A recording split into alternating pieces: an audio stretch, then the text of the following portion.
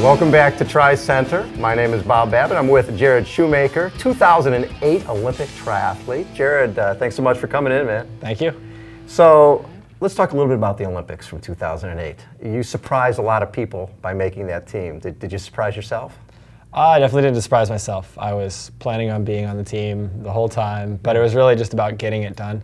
We had Hunter and Andy and Matt, who were the favorites. Absolutely. Exactly.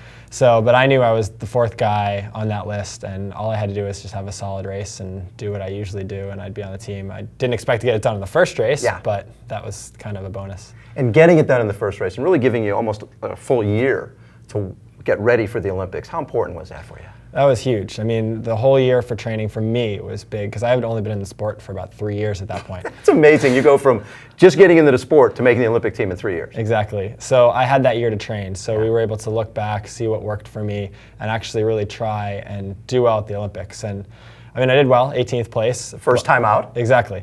And that's one of those things that I learned a lot from that experience. What did you learn? Oh man, it's crazy. The Olympics is probably the most crazy, chaotic experience, and you just can't plan anything because there's just so much going on with family members, with other people, with all of a sudden there's traffic going here, going there. It was Beijing, so it was crazy. So for me, I learned I need to chill when it comes to Olympic time. So I definitely learned that, and I think I'll be better for it this time around. And as tactical as those races are anyways, the draft legal races that a lot of our people have never done before, Olympics is even more tactical.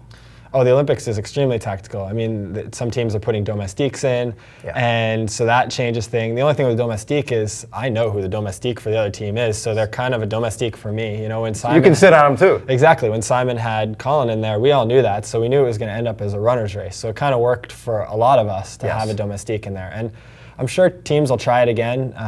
The U.S. has talked about it, but I think it depends on how many people are actually medal capable. And right now, there really aren't that many guys who are actually capable of winning medals in the world. I mean, there are probably 5 or 6. When you look at London, Olympics coming up in 2012, what do you know about the course? And tell us a little bit, it's very confusing for us average people.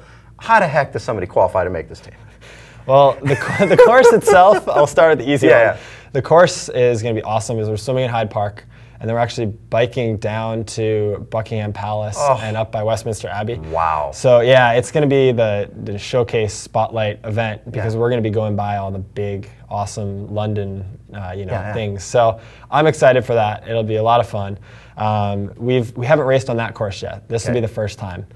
In August? In August, yeah. So this will be the first time that anybody will actually be on the official course. Yeah. But the courses that we've done in the past in Hyde Park, we're swimming in the same venue. So we kind of know the area, we understand the layout and how things work. Now to the hard part, which is the whole Olympic qualifying thing, and I actually helped work on some of the criteria, but I still am like, okay, we'll see what happens. So the first thing is, in London, we could have 2 guys qualify if they're in the top 9. Top 9 overall, they're in the Olympics. Exactly. And they've got a year to get ready. Exactly. So at that race, technically we could have 0, 1, or 2 people qualify. Okay. Then there's going to be a spring WCS, which World Championship Series. Exactly. Which we're hoping to have in the U.S. I know they've been talking to a couple cities, so we'll see. I mean, I kind of know where they're leaning right now. You can tell us, nobody's watching. Yeah, right. So hopefully it'll be in the U.S. and that's the goal. And at that one, we could have 0, 1, or 2 people qualifying again automatically if they're in the top 9. Okay. So it kind of depends on how many people qualify before, and then so technically we could have our full team done by that, or we could have 0 people, which is kind of the crazy thing. So then it could be selection. So then it goes to a discretionary spot. Oh my God. And then they're going to fill by roll down in that second race. Okay. So it makes sense, but it's one of those things that you need like a chart and graph and, Well, you sort of have to see the first race, and how that plays out, and then you explain after that. You can't explain all 3 until the first one happens. And the interesting thing is actually that they made London a less important race. Because if nobody qualifies in London, it doesn't even matter if you went there. Oh, so you don't get special points. Right, exactly. If you're out of the top 9, it means nothing. Exactly, which is something that I didn't want. Yes. But I understand it. They want to make sure that people are in shape in the Olympic year. So. Exactly. And that they're suited for that course. Exactly. So you're in town for Carlsbad 5000. You, deep down, you ran at Dartmouth. You're a runner. Yeah. Ran Ryan Hall, all those big boys back in '99, 2000 Foot Locker championships. Why Carlsbad for you?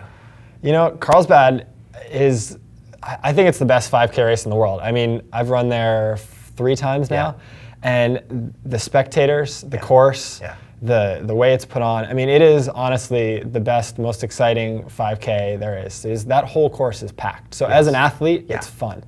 And luckily enough, 2 years ago, I was able to get in the elite race, and I held my own. I was pretty happy. 14-13? Yeah, 14-13. Absolutely. So, which is actually only 4 seconds off my PR.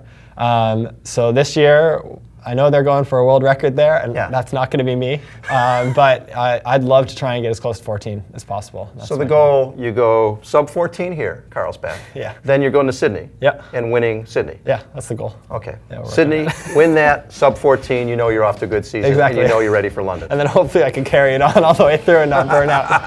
Jarrod, thanks for coming in with us. Thank you very much. Jarrod Shoemaker has been our guest here on TriCenter.